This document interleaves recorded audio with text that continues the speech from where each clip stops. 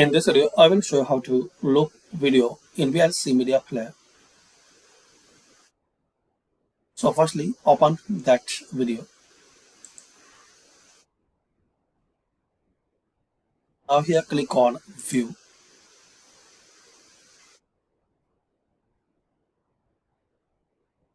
Check this box, Advanced Controls. Play your video. Then here you will see option Loop from point A to point B. This is the point 1. This is the point B.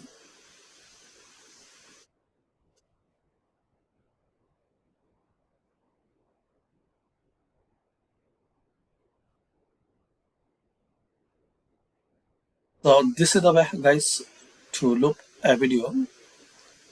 If you need to remove, again click here. That's it. So thanks for watching. Share, like and subscribe this channel.